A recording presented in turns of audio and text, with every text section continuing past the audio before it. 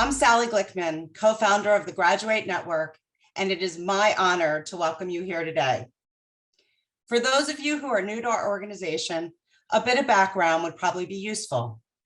Close to 20 years ago now, my home region of Philadelphia had identified an acute shortage of college-educated workers. So the powers that be started an all-out campaign to recruit more students from across the country and from around the globe to our local institutions and put initiatives in place to encourage those students to stay in the region upon graduation. While of course supportive of this effort, a colleague and I wondered about a strategy that relied exclusively on building a future on the shoulders of people who didn't live here yet. At the time, Graduate co-founder David Thornburg was situated as the head of an organization dedicated to advancing economic prosperity, and I was the chief executive accountable for our public workforce system strategy. We did some research and stumbled upon a massive group of adults who had some college but had not yet earned a degree. We dubbed this group of people who had been invisible in the public policy discourse comebackers to convey their potential and promise. And for those of you who wonder about the origins of that name, please remember we started in Philadelphia, where tens of thousands bound up the Art Museum steps each year to take their picture with the Rocky statue. Who doesn't get inspired and excited by a comeback? We eventually collaborated with higher education leaders to design an institution-neutral and comebacker-centric model that supported adults in making the journey back to and through college. That model has been replicated across the country, and elements of it have been adapted to undergird statewide higher education access and completion efforts, such as Tennessee Reconnect and more recently, Michigan Reconnect. So who are comebackers?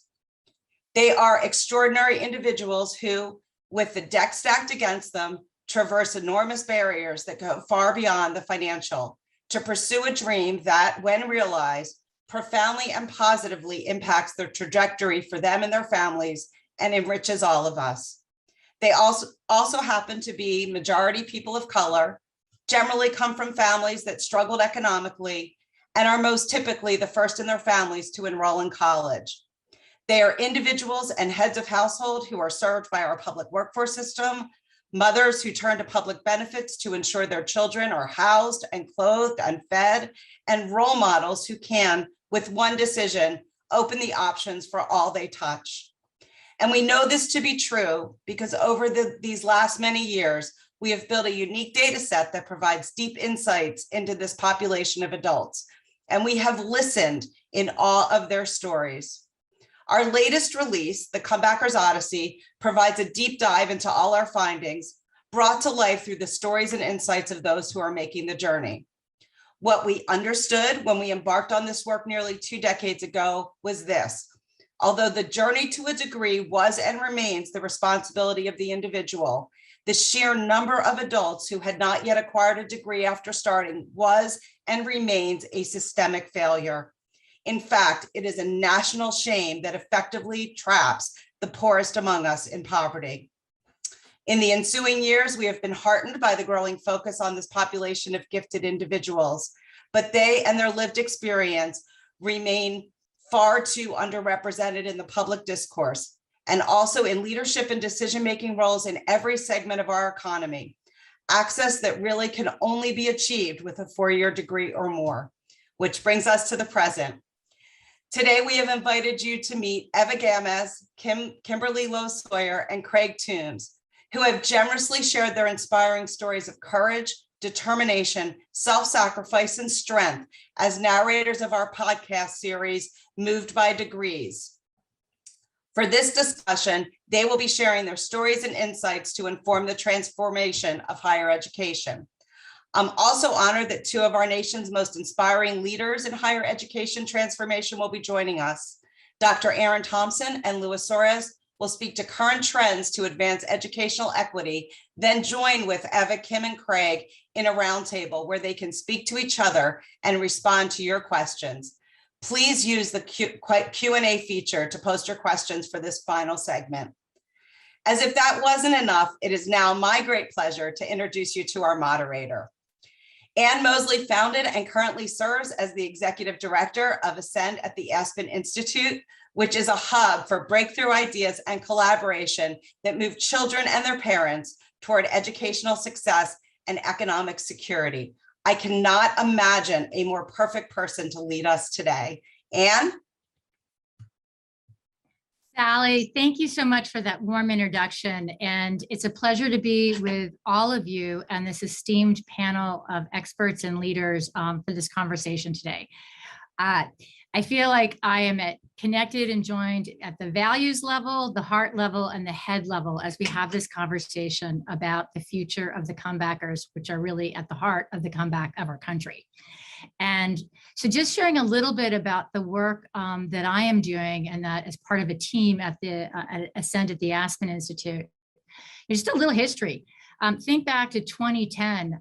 We started at the Institute with kind of two big questions that were both big but yet simple. The first being, what would it take to create a truly intergenerational cycle of economic mobility and educational success that could pass from one generation to the next?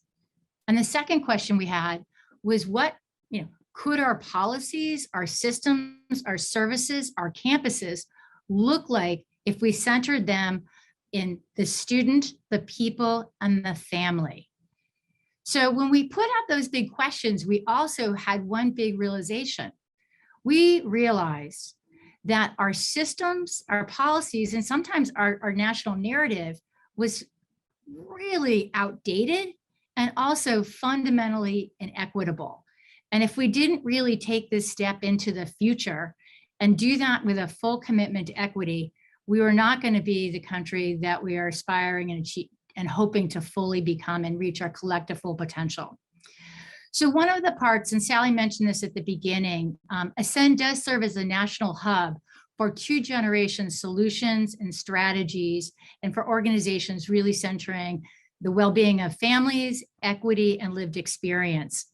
And so for some of you who might not be as familiar with the power and potential of the two-generation approach, it's simple. It's really serving families holistically by addressing both the potential and the strengths, as well as the needs of children and the adults and their lives together. And so we all here have a passion for education and the education lever. So when you think about the power of 2Gen and education, we are focused on, let's take the return on investment we know that happens from investing in learning at the earliest years for children, like anywhere from $1 to $10, and some studies even say more, that if you invest in the early years, we'll have an 8 to 10% return over time, as well as can even boost like the learning and the education and the economic contributions of that child later on. We also know, as it's at the heart of the graduate network, that the power of a college degree can result in increased earnings of $1 million and many, many doors opening. And so thinking about how are we investing in the educational success of families holistically. Ascend is also, and I think our conversation is going to go there today, is deeply rooted in a commitment to equity. And when we think about equity, we really think about that through the lens of racial equity, gender equity, and economic equity. They all go together. And if we are able to fill and address disparities and make those target investments, we believe we'll see greater results down the road.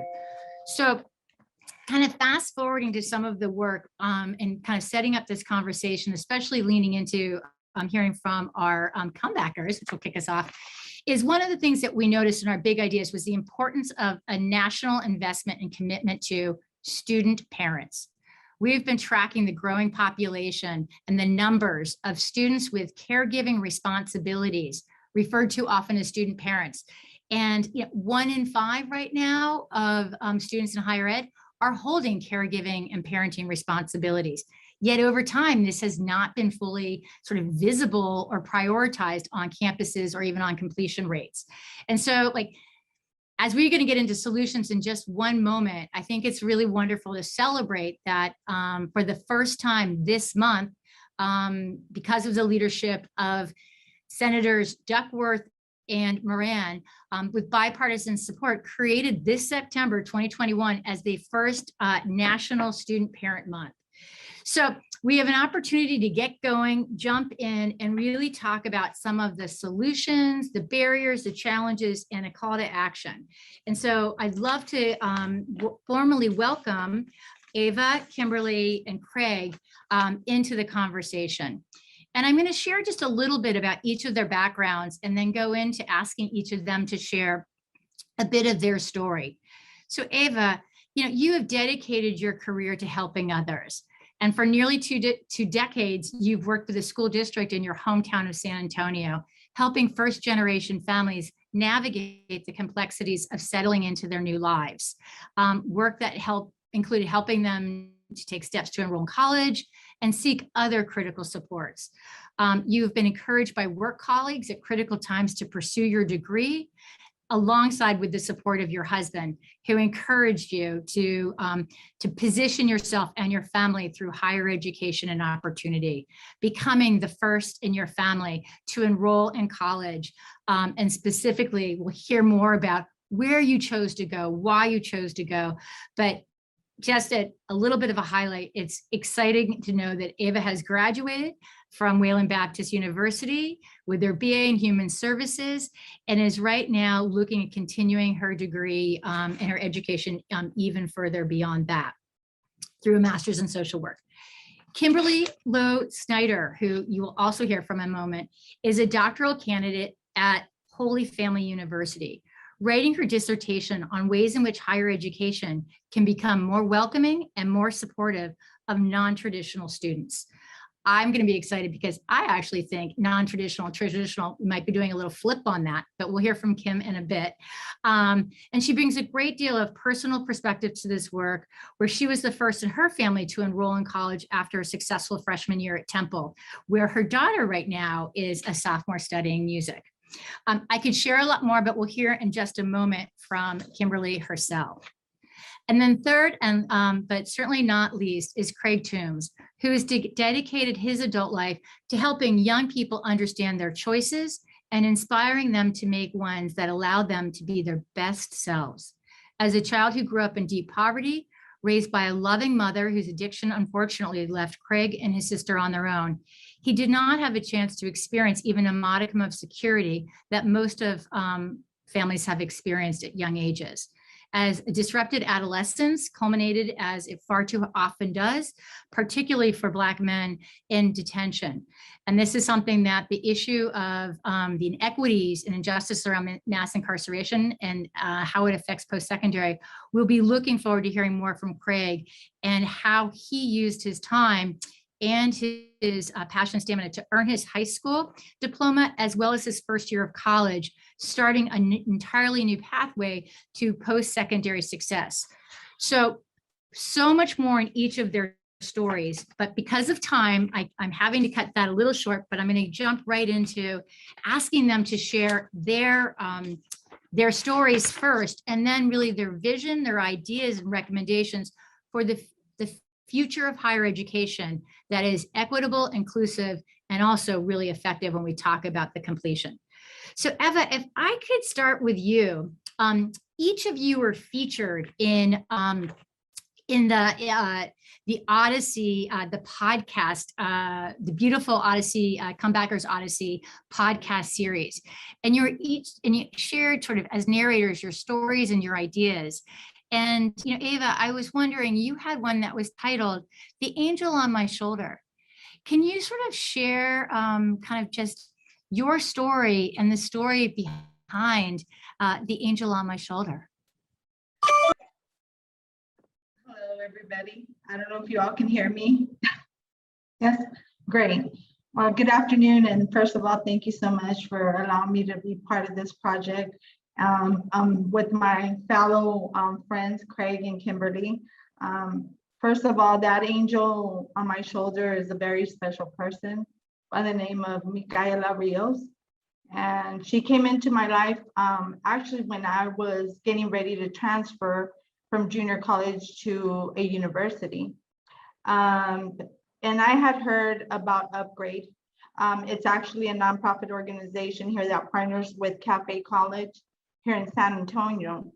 And what happened was I made a call over there, and she answered the phone, and she was very, inviting and, very welcoming, and told me that she would like to set up an appointment. So right away I did, and I headed over there. And she changed my life, she really helped me out with the process of the, transferring from the junior college to the university. And it was very overwhelming for me at the time, because, being a first-time college student myself, not knowing too much, not having the experience, because I had really no example from my family. I was the first one. So that made it really overwhelming for me. But she came in at the right time. She reassured me. She provided me with, some other options that I would have. And I was able at that time, she helped me with the process of filling out the paperwork, applying for the university. At that time, I had applied to Texas State University and Wayland, and I got accepted to Texas State and Wayland University. I went to go visit the campus, to be quite honest with you, at Texas State, but it was way overwhelming for me. It was out of my reach. It was just a difficult process. You had to go from one department to another. On the other hand, with Wayland, that was just a real simple, smooth process for me. I'll never forget the first day when I walked into Wayland. There was actually there was a professor standing there, and he was very welcoming. He took the time to ask me, what I would like to, what field I would like to go into. And I told him, I would really like to help others. And he said, I believe you would make a good social worker. And I said, I don't know, what do you think? He goes, no, I see it in you. So I said, okay, I'll never forget that professor, Mr. Proctor. He was God sent.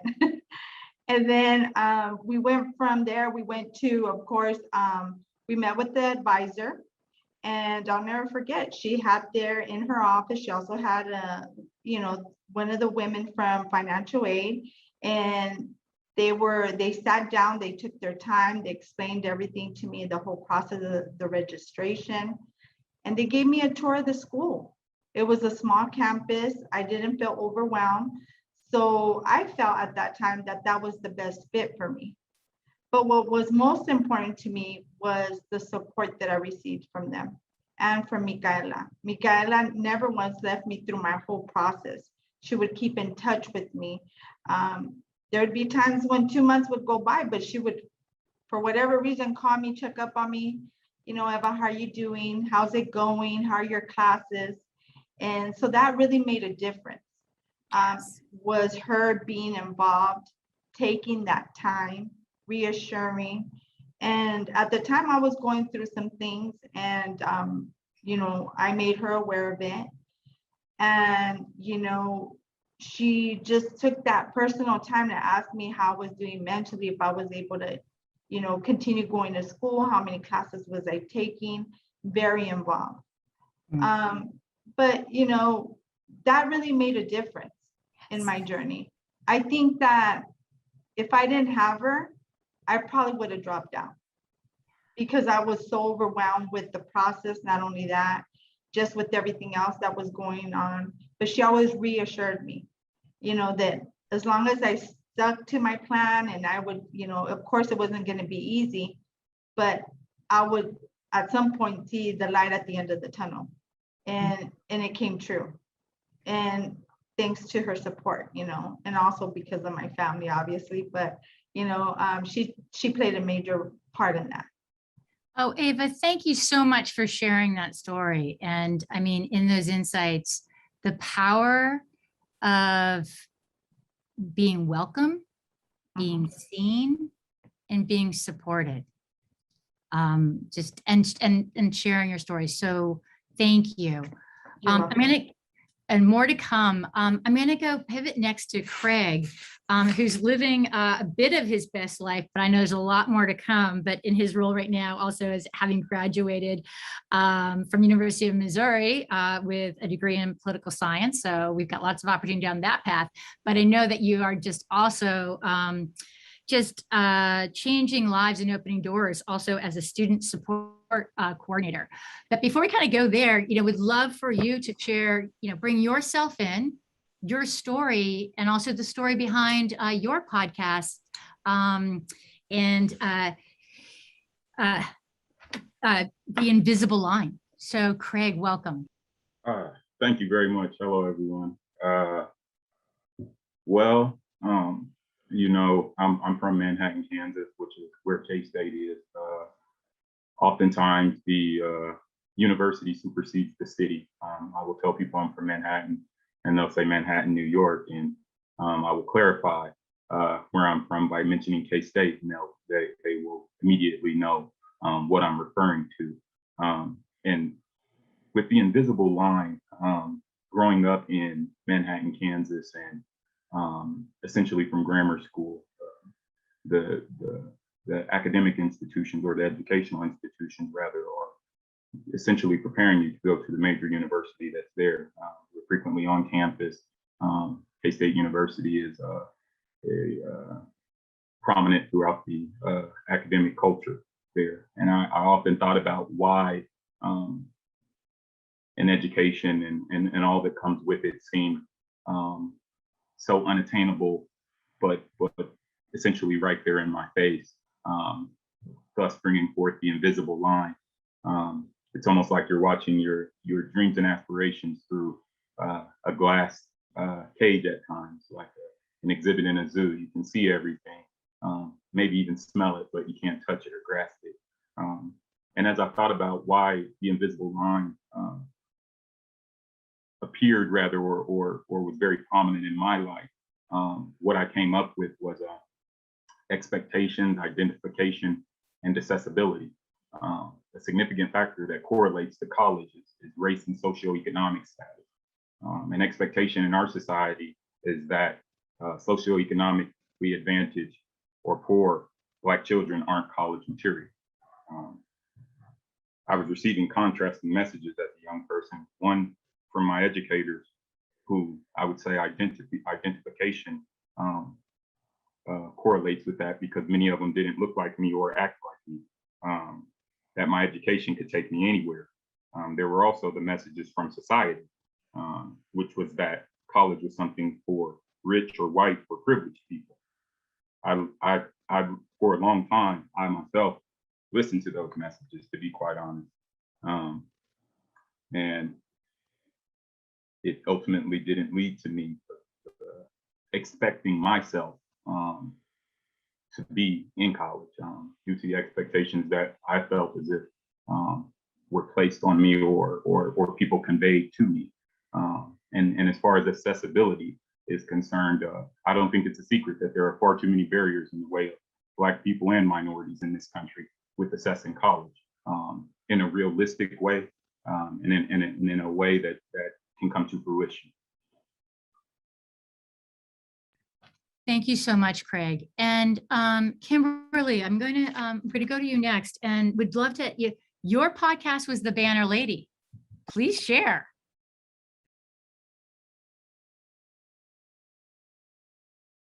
Ooh, bring your mic on, my friend. We need to hear your voice. Okay. Hello, testing 1, 2. Everyone hear me? Great. I'll repeat it proudly. I am a proud resident of North Philadelphia. Part of being a resident of North Philadelphia, unfortunately, is we were labeled with the high crime and poverty and oppression and the drug activity. But there is a rich culture of love and camaraderie and optimism from where I am born and raised. With that being said, over the years, I noticed that banners were normally put up as a memorial for those who were tragically taken away from us. And I began my banner journey through the loss of my mother in 2000. I was so grief stricken that out of courtesy for those who wanted to stop by, I thought it made more sense to just express my sentiment through a banner when I refused to open the door. As years went on, I enrolled in school thanks to Graduate Philadelphia. And in 2011, I proudly kept my word to my mother that I would someday return and obtain my college degree. Because I knew it took the prayers and the support and the encouragement of many of my North Philadelphia residents, my passerbys, those who've known me all my life. I live in my family home. Once again, I was so beyond words of accomplishing such a major milestone in my life that I decided to use a banner to thank the residents, the onlookers, those prayers in my church community through a banner. As time went on, like most banners, they fray a bit, and I decided to take the banner down. Little did I know, within just a couple of days of that banner coming down, I got knocks on the door saying, "Where's that banner?" I did not know that there began stories of people walking their kids to school and looking at that banner saying that that lady who lives there got this college degree and someday you will too. I had people knock on my door and saying I was thinking about going back to school to get my GED. And by walking or driving by your house, I remain inspired. And the one my momentous occasion was a gentleman who does hang out on the corners from time to time, gave me a donation to put a new banner up. He said, someday I'll go back to school. Be able to put a banner on our family porch. And from that point on, I'm blessed to say that I did go on and get my master's, and I share positive experiences with my community. And banners now doesn't mean someone lost their life. It does mean optimism. It does mean we accomplished something. It does mean it wasn't easy. My banner was very clear that it took a village to see me through. I admit to having moments where I didn't know I was going to finish. I needed to hear how you're making out. You can do it, Kim. And for that, I gave my banner, I dedicated my banner to my village. That even to this day, I have a banner outside my home as my daughter now went off to college. And yeah, that's how it started, from turning tragedy into triumph, literally. Yeah. Thank you so much for sharing, Kimberly, Ava, and Craig. And one thing I want to kind of, as we are going to go into in a sec, asking you for your ideas and insights and recommendations as leaders in higher education. And the part that I just think it's important, like at least for in this conversation, that I really believe the comebackers are at the heart of the next chapter of equity and inclusion and effectiveness for higher education. And for so often, I think, Craig, you spoke about like false narratives that get constructed and we fall into as a society or as people. And the aspect of we've lived this false narrative, American story of let's celebrate those that break the odds, overcome the impossible. And that's like we've missed the story. I think it's really about how do we change the nature of the game? How do we make it a game that is equitable, all can play, all have access? And so kind of thinking about that and knowing about the great work of the Graduate Network and that you're all doing, and whether it's like, Ava, you started with how you're welcomed, and each of you wove it in, but like that goes to the culture of an institution. Or, how do we break down barriers like the financing? And then lastly, like what are the supports, the community partnerships, whether it's the counselor, mental health, childcare, you all have your own stories. And so I'm going to move us along and encourage you because we're going to wrap up with this question and then move to our next panel and bring you all back. There's never enough time. But, Kim, as you share your thoughts, you're working on your dissertation. Like, what are your ideas and recommendations? If I can kick off with you next, then go Craig and Ava, just, follow each other. So we can end with your ideas and recommendations that would strengthen and center adult students in higher education. Take it away, Kim. One word, validation. Adult learners are a major contributor to the learning process. First impressions mean everything. You enter into entering into college based on my research and personal experience, it says a transformational event. You're going into a whole nother culture, environment, language that is uncommon. It can be very scary, though many non-traditional students is the term I use most often in my research, but comebackers in particular, we need that support. We need to feel we're part of the community, the college community. Inclusiveness. What do we see on campus? Are there people that look like me? What position do they hold? Are they just in food services? Are they just in the sanitation area? Or are they part of the learning? Are they part of members of administration? It matters. Also, social integration. The primary premise of my dissertation has to do with understanding the perspectives of both teachers, professors, support staff, and of course the students present and past on what does it mean to be socially integrated. Without first understanding how one defines it, it's hard to implement it in the same realm of, are we on the same page? That's where I believe the disconnect is.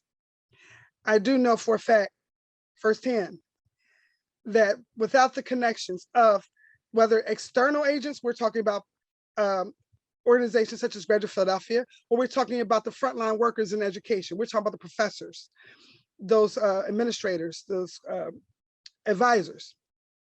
Many of us will not complete our education path because without the connection from the beginning, then we fall off because we're already in a vulnerable state. But we're capable. And we're very resilient, but we have to also understand their complexities into coming into a world where we're coming from so many various backgrounds, many of which those in power do not understand. They seek to understand. This is why my dissertation has validity, because many times in the previous research studies, we're underrepresented. So those numbers, when they speak about minorities and women and first generation, doesn't really include the adult learner over the age of 25, who are parents, who are the head of households, who are dealing with being a full-time employer somewhere. Do we really, commuters, for goodness sakes. There's more to the table. We say we can talk all day, for sure. But I know that validation actually trumps, believe it or not, social integration, because you have to first value who I am. No apologies for being from a different background. No apologies for not quite understanding what does it mean to go to this part of the campus when I've never been to this campus. What does it mean? What does the syllabus mean? I had to learn what that meant. I didn't know. So once again, I know time is limited, but I can tell you that validation is truly the beginning of many doors to open from higher ed. Thank you. Well, in my own humble opinion, I feel like substantially addressing this issue of adult learners would be making concerted and serious efforts and investments in public education and urban education. I feel like in many ways, sometimes coming from an urban environment and you're almost like a human that is growing and going along, and then you break your leg. And I'm lucky when my leg was broken that KC Degrees and other supports were there. But I feel as if in many ways to alleviate and add equity to these conversations of accessibility to college and who gains access to it. I think that significant investments, and not just monetary investments, need to be made within urban education and within urban communities, because in many instances, some of these students will reach college without even having the competencies to be able to be successful within college, because in many instances, the investments within urban education aren't there. So in order for there to be more accessibility, and also within urban education, the expectations need to be raised. In many ways, they're permeated with lowered expectations. So the person isn't expected to go to college in many ways, especially from sometimes our educators are the only people that are expecting young people to go to college in their immediate circles. That expectation has to be there. So what I would say is that more investments besides monetary value, besides investments of monetary value, need to be made to urban communities and within urban education.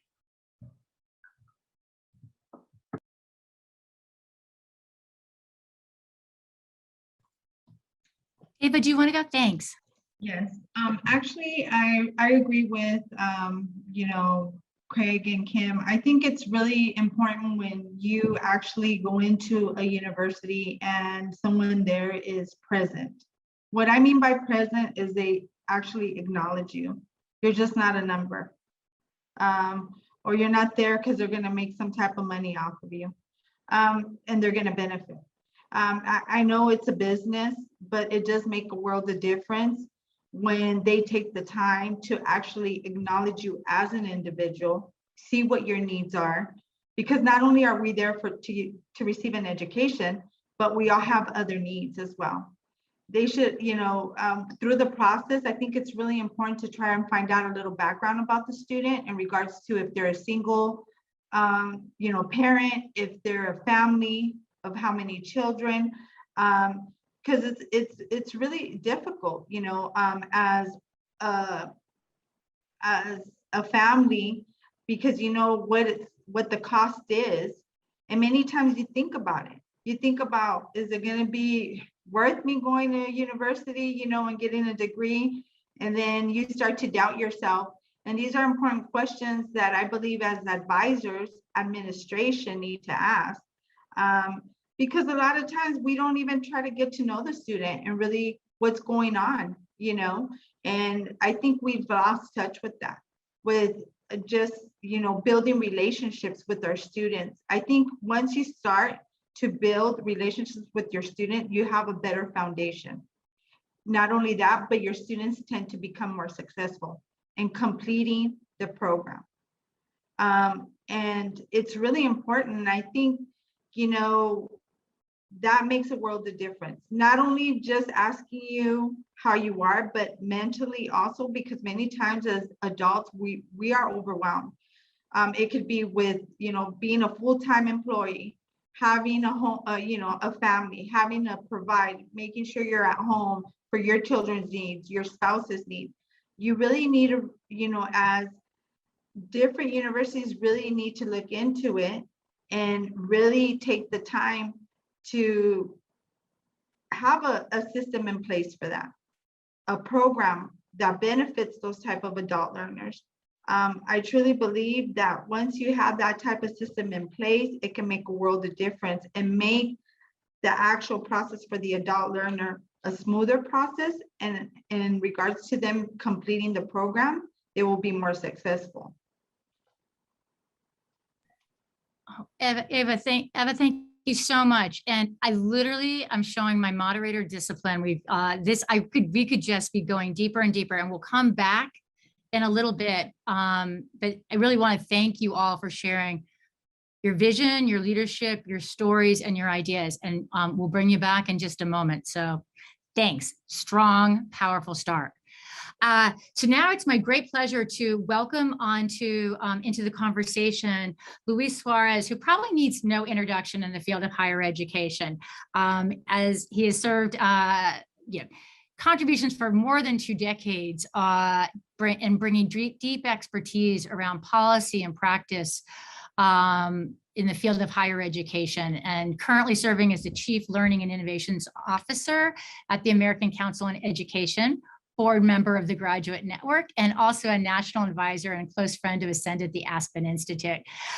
Luis, it's a delight and a pleasure to see you. I also want to welcome Dr. Erin Thompson. who also is another giant in the field of higher education. And Dr. Thompson, I know you also bring your own lived experience, story, and passion as a first-generation college student in rural Clay County, Kentucky, and currently serving as the president of the Kentucky Council on Post-Secondary Education, and also as a board member of the State Higher Education Executive Officers Association. So I could say so much more as well about both of you, but I'd love to jump into the conversation. And I'll start with you, Luis, and then Dr. Thompson, please follow. But just when we think about the role and responsibility of higher education in ensuring and building equity and successful completion for adult students, Luis, I'd love for you to share your thoughts on that role and responsibility, and pull in the work of your research or the innovations, what you're seeing as both accelerators or barriers in that, in the framework of the role and responsibility of higher ed to the student. Sure. First, thanks for having me. And it's exciting to talk about comebackers and adult learners more broadly. My research focuses on that and has for a number of years. As a higher ed leader, I bring a really student perspective, a student success perspective. I started this work 25 years ago, actually not in the higher ed system, but in the workforce system in my home state in Rhode Island. And my job was to interview folks that had lost their jobs at the unemployment office. And I learned a lot about when folks, fall off the employment track, how well and not well our post-secondary education system serves those folks. And that, and the fact that my parents are both immigrants from Portugal, and my mom and dad came to this country with a 6th and 7th grade education as adults. And that informs my work as well. When I think about the challenge and responsibility for higher ed broadly, our lived reality is that 65% of jobs already require some type of post-secondary credential. And we've well moved past where an access agenda to post-secondary education helps enough learners from all backgrounds, all socioeconomic status and race and ethnicity backgrounds, giving them access to post-secondary education, where the burden becomes ensuring they complete post-secondary education. And that completion may take a lifetime. It doesn't stop. Even for folks that are on more traditional paths, learning continues. And the post-secondary system, as diverse it is in the United States, has a variety of approaches and ways to meeting those needs. I mean, I can come back to some of the innovations I see happening now, from competency-based education to intrusive advising and guided pathways in the dialogue. But really what I want to say is, how can we move to leveraging the amazing diversity of American higher education in terms of institutional form and practice in order to serve more students better and help more students complete from all different backgrounds? That is both the opportunity and the challenge for higher ed before us. Thank you, Luis. Dr. Thompson, can't wait to hear about what motivates you and brings you to this, shaping the future of the role and responsibility of higher ed, and innovations and insights from your journey and leadership in Kentucky and across the country. Thank you, Ann. It's important for me to say, first of all, I come at this from a very strong personal and professional viewpoint, as you all know. My research has been done around, what creates success in all students. But specifically, I focus on what I call the gap students. Whether you're underrepresented minority, low income, adult learner, geography, whatever the case may be, I look heavily at what can we do to set up an environment to welcome those students in. Personally, my father was an illiterate coal miner. We were sharecroppers. Mother had an 8th grade education. I was a first generation high school student. So I felt like an immigrant in high school. Going to college, I felt like an immigrant. Later on, when I went back to graduate school as an adult, I felt like an immigrant. And the reason why is because when we look at the research, those 4 big elements that create student success in all students, the family, the community they're from, the institution, educational institution they belong to, and the individual, him or herself, the grit that it has. The argument is that in many cases, not everybody comes from a perfect family background. Not everybody comes from a perfect community background. Not everybody's going to get the support of peers, businesses, churches. Not everybody's going to have parents highly educated. So when we look at what it takes for an educational institution to then help a student get what he or she needs, in other words, not to feel like an immigrant, then that falls on the back of that institution for a lot of reasons. They have the most resources in most cases. It's a lot of brain power, right? You got professors with PhDs, all kinds of cool stuff.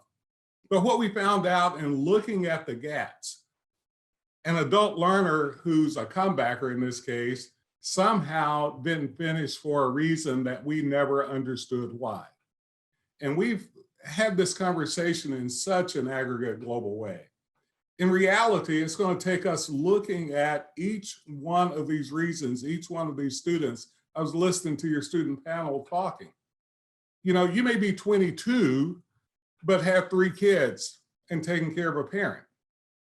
We just can't assume that somehow that comebacker will have the same experience as someone who is needing to skill up, who's coming from a business background.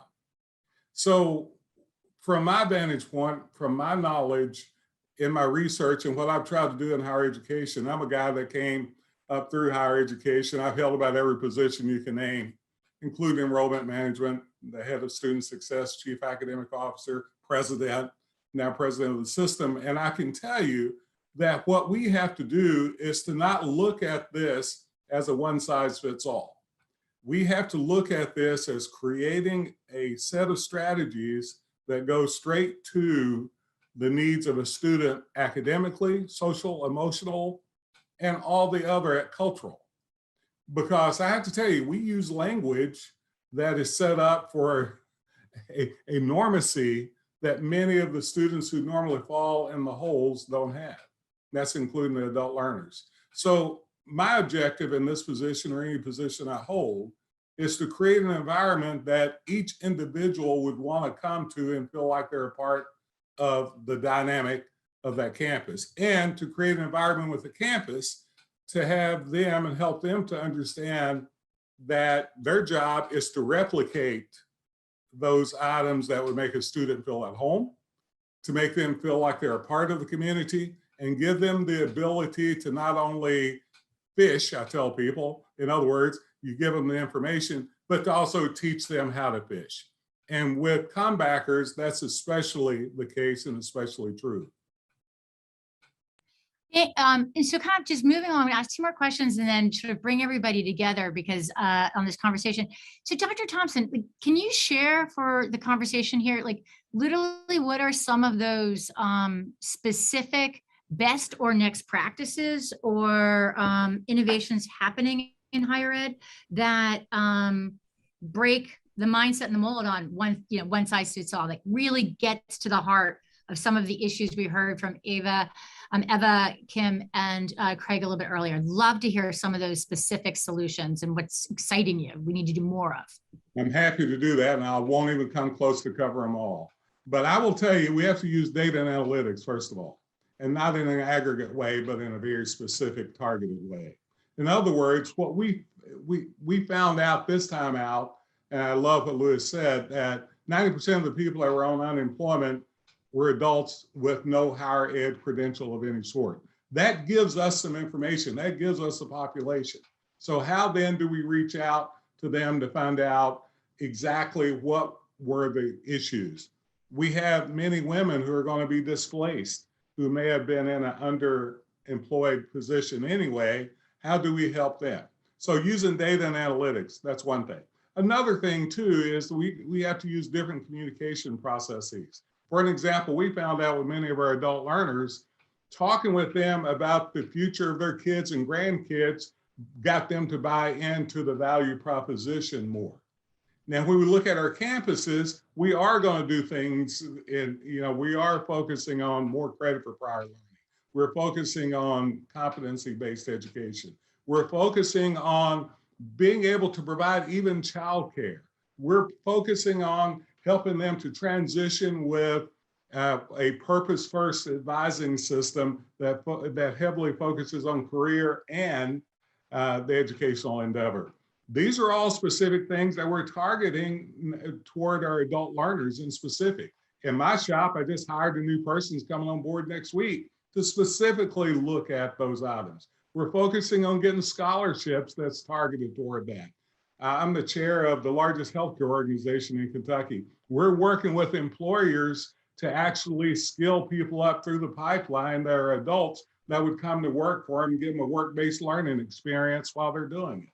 So these are all the things that we are trying to incorporate. I can give you tons more. Not just in, we so often spend our time on the academic delivery system. We have to spend as much time on the social, emotional, and cultural delivery system. In other words, they need to see themselves on that campus in some fashion or form. As the young lady said earlier, they need to see someone that looks like them. Well, they at least need to see themselves as being in a position that they can be employed by that campus at the very minimum. Even if no one looks like them, they can be the first. So those are a few of the things that we are heavily investing our dollars in. And you know what, we're even looking at how we can work an adult learner metric into our performance funding system. So if you really want to make things happen, you just don't build policy, you just don't build strategy, but build incentives and build the culture, not only of the campus, but also of the learning. And this is sometimes what we fail to do, and we don't match them up very well. Our goal in Kentucky is to do exactly that. Oh gosh, Dr. Thompson, we could do a whole seminar and workshop on, because I'd love to just go down the list with you all day long. But unfortunately, we don't. We'll come back in a little bit. Luis, I'm going to kind of add a little bit specifics we got a question from one of the participants about, in response to your data point about 65% of jobs requiring post-secondary education, and noting that. And so I'm going to add on jobs requiring, and sort of say good jobs, as we're thinking about the pathway to great jobs for great people. And one of the question was also, what are you seeing and thinking about with the credentialing emergence that's also happening outside of the system, and how the system of post-secondary needs to innovate?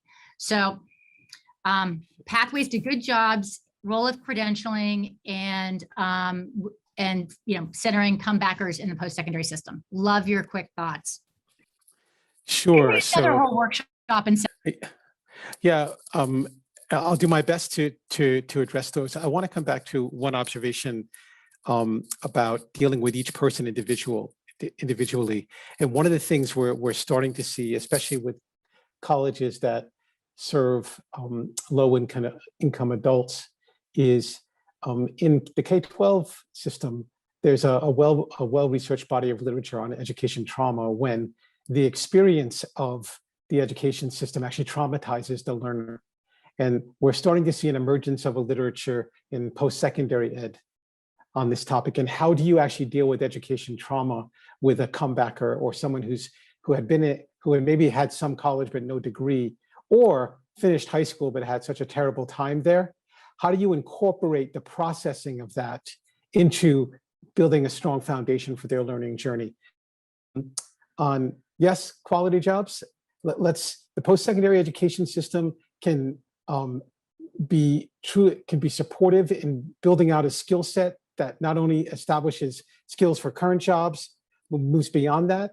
We have a larger societal conversation about quality jobs that involve labor market institutions and other protections for workers.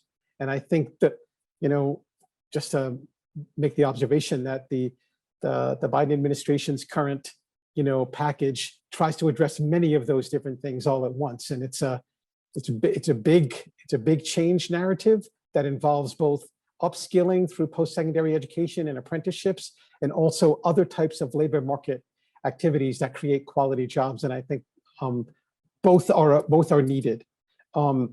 On credentialing, there are a variety of credentialing initiatives happening outside the post-secondary system, but also a variety of initiatives already of folks connecting those back into the post-secondary system. I can name so many California community colleges, and Dr. Thompson's own state, they're looking at stacking and how you can incorporate learning outside formal post-secondary education into institutions. Colorado State Global Campus is doing the same thing. ACE has its own historical work in credit for prior learning, where we have been evaluating military training for college credit for 60 years, since just after World War II, and continue to do that work and are expanding it to include the badging of competencies to build stackable credentials. It remains an emergent field.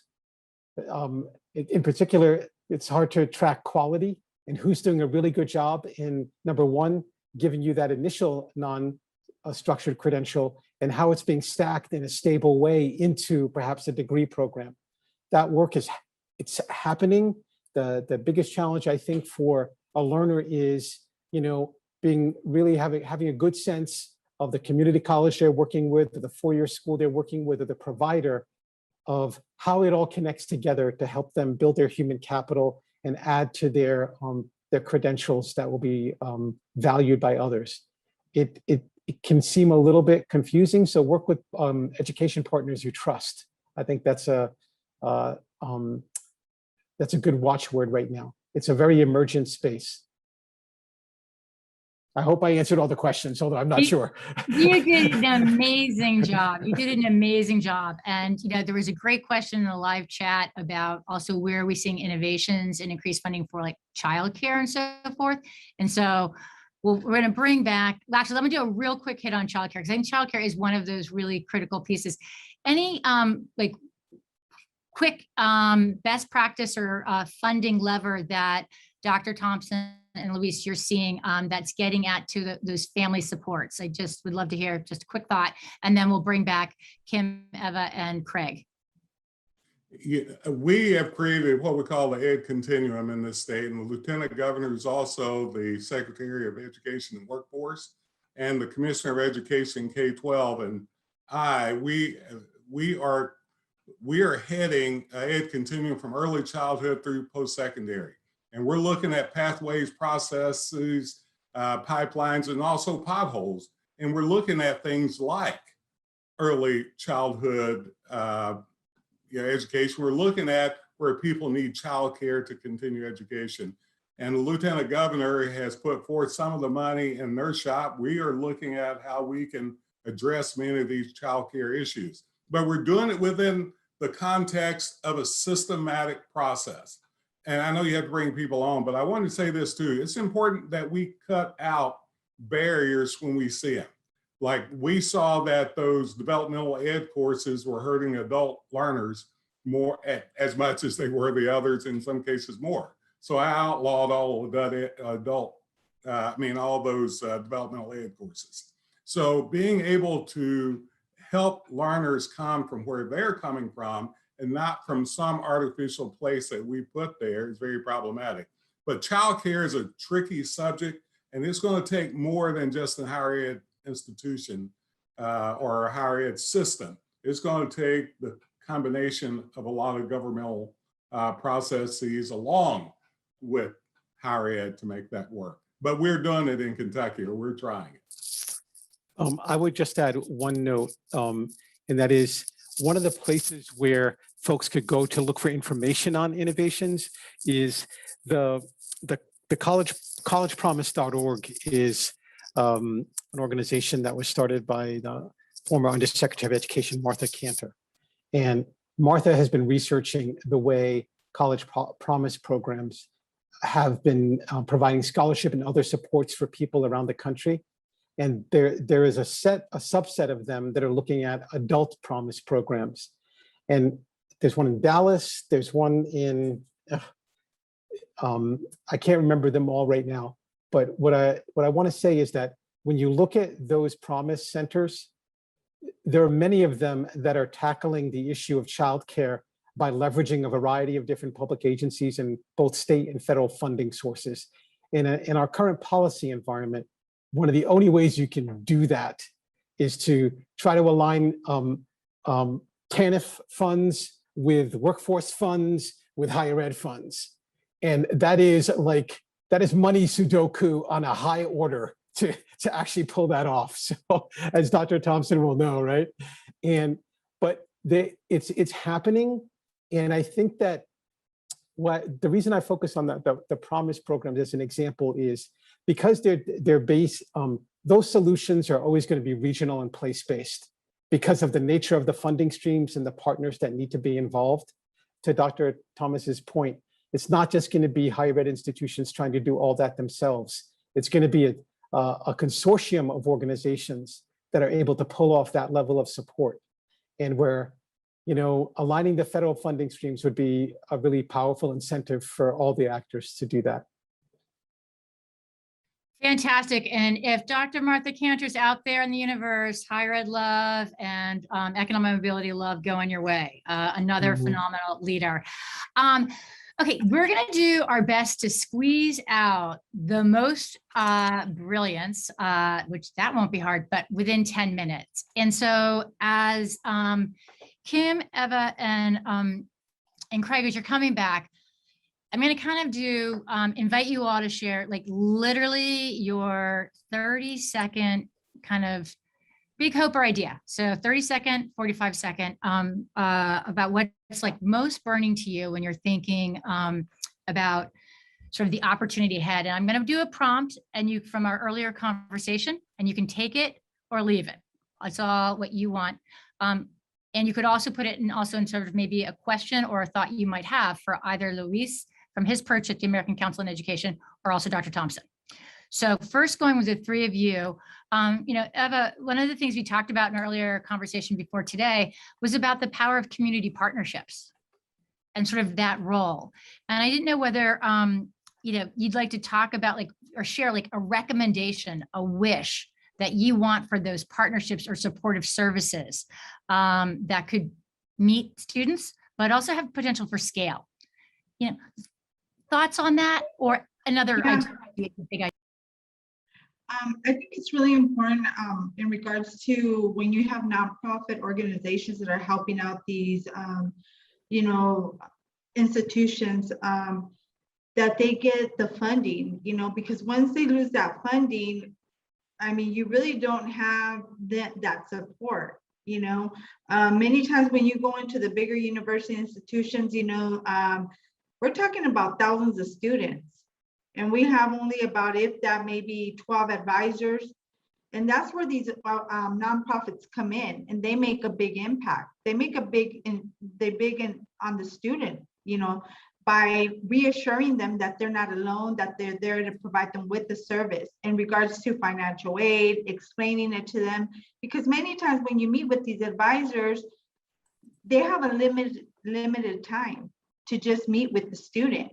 So if they want to give you information when it comes to financial aid, about grants, about what's the best time to use those grants, which is really important for a lot of students. And if it's your first time, you really are lost. And there's many times you're left with questions when you're, you know, leaving the campus, and, you know, they don't have that time. So I think, you know, it's really important that, you know, these nonprofits get the funding that they need in order for them to be part of the village, you know, with these universities, these institutions. They work together to help the student to become successful. I think it's really important because I know the difference it made for me. Thank you, Eva. And I think, Craig, going to you next, I mean, there's so much more that you have to share. And there was one question that came in from the audience asking, if you had $1 million, what would you do with it? So I don't know whether you've got an idea that meets that or what's burning in you to share. There's so much. Thanks, Craig.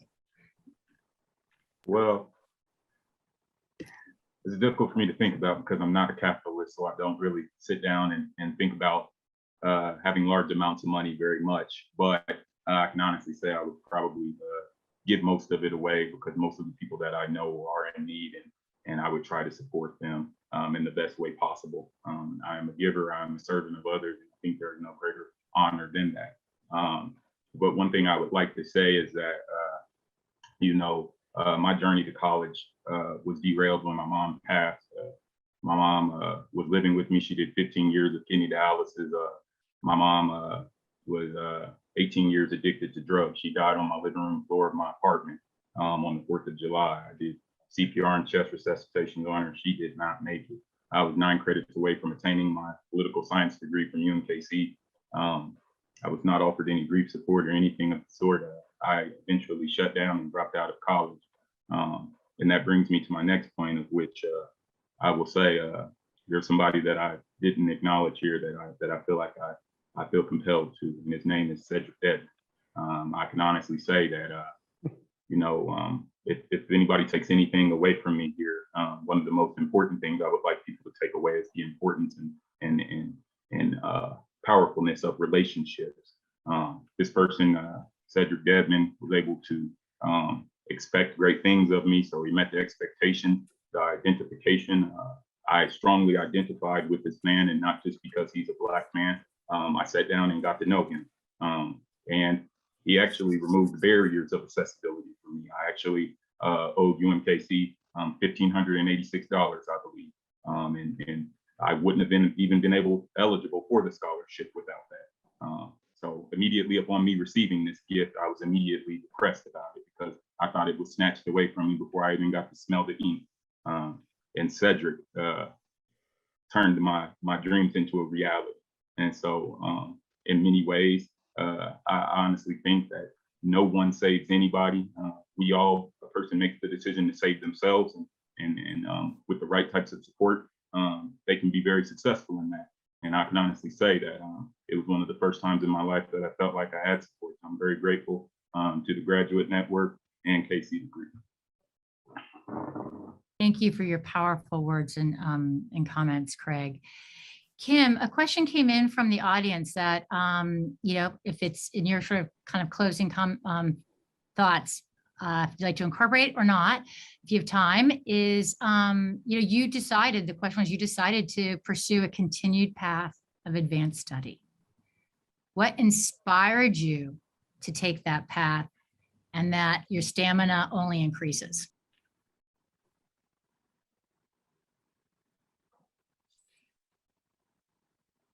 Well, I've always said throughout my educational journey, especially in a doctoral program, is that my life is my work. There's truly a study in 2011 that speaks about high achieving non-traditional students. And its findings were the fact that they had relationships with their teachers in such a way that was felt genuine and consistent. And ended up happening is that they use the term, what was the term? Oh, I forget now. Oh, serendipity. Because it exceeded their expectations of doing just a degree program.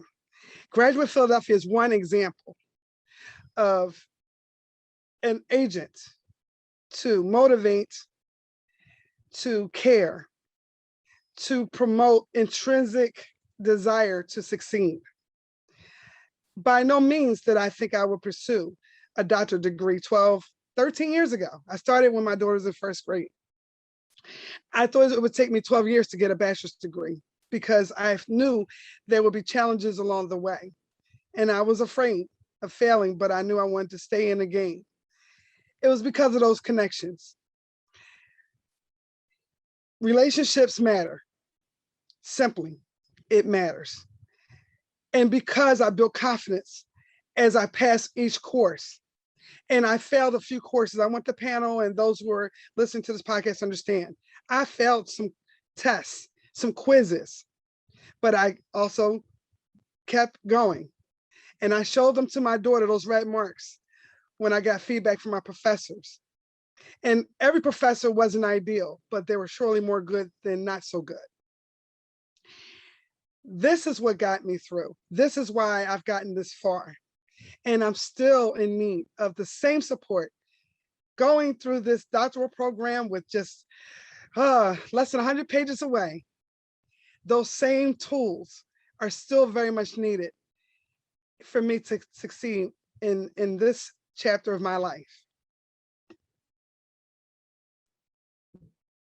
Thank you so much, Kim. And in literally our last minute here, there is so much power and beauty and brilliance here. I'm doing my best to stay within time, Sally. But Luis and Aaron, I'd love to hear, your literally 30-second soundbite about greatest opportunity, lever, or what's burning in your heart to bring us to a close. Well, Luis, I'll go quickly first. Let me just say, I see myself in Kim, Ava, and Craig in so many ways. I wish to have more time to talk about that. But I'm going to take Craig's example, turn it up on its head and say, Craig, I am a capitalist. And so I'm going to tell you what it means to be a capitalist from this viewpoint. First of all, we have a little over 50% in Kentucky of students graduating from high school going to college. Nationally, it's not a whole lot more than that. What we do know is this: the most direct correlation to a good economy, to a healthy economy, is a healthy, educated workforce. We cannot get there without having the comebackers and adult learners as a part of that return on investment. It behooves us then to look at this as a business model, if nothing else. I would love to argue the value proposition of it from the kindness, Craig, of my sociological heart, in which I do have. But bottom line, we've got to convince people who are controlling the purse strings to feed the nonprofits, to help students like Kim and Ava and Craig, who's coming back. And my argument is simply this: let's cut down the barriers at an individual level. Let's create an aggregate way of thinking about adult learners as a key to economic prosperity and a healthy society. And I would love to give you more, but I'm going to stop there. Awesome. Luis, bring us home. Yeah, just realize, Craig, Ava, and Kim, you're actually treading the first steps of what the future of higher education is going to look like for millions and millions of folks. And as seek out the partners and colleagues on campuses that agree and support that vision. And it's that set of folks, and I number myself in that community, coming from a higher ed institution side, that will build the future together.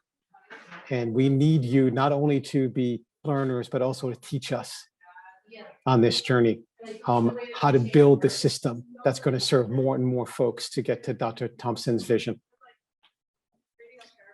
Luis, thank you. There's truly resilience, radiance, just in this conversation and on this screen. And I think just closing it out, I'm going to give the car keys back to the fabulous Sally Glickman. But I think just there's a little saying I like to say: the greatest teacher is the eager student, and the most greatest student is also a generous teacher. And a leader is a learner, and a learner is a leader. And so I can't wait to Sally, your panel, probably like 3 years from now, seeing the civic leadership roles, whether there'll be a mayor, college president, governor, let's just keep going. But that your leadership is only going to go and thrive, as well as I know first means not last. It means opening doors. So I'm also excited about all the other lives and dreams you're going to touch and unlock. And so, on behalf of Ascend, the Aspen Institute, and the full team, I just can't say what an honor, privilege it was to be in conversation with you all. You've inspired me, but most importantly, you've inspired the audience here. So Sally, thank you for organizing, and to Craig, Eva, Kim, Aaron, and Luis, keep making the world a better place in what our country has yet to become. Thank you. Thank you, Anne. Thanks, Anne, for your masterful moderation. I'm going to bring it to a close, but if ever a webinar should have been 90 minutes, not 75, this is the one. So like Anne, I want to live in a country enriched by the contributions of Eva Gamez, Kimberly Low-Sawyer, Craig Toombs, and hundreds of thousands of our other neighbors who deserve the opportunity to pursue any path they desire. Someday, I believe we'll have a higher education system where the likelihood of earning a degree is solely based on individual aspirations to do so. When we get there, it'll be because of professionals like Aaron Thompson and Luis Suarez, who exercise their leadership to advocate for real transformation. And I am so grateful they were here with us today and for all they do to support our work. To inform this journey to educational equity, we at the Graduate Network are doing everything we can to lift up the voices of comebackers as architects of these solutions. So I am indebted to Eva, Kim, and Craig for helping us launch this new chapter of our work.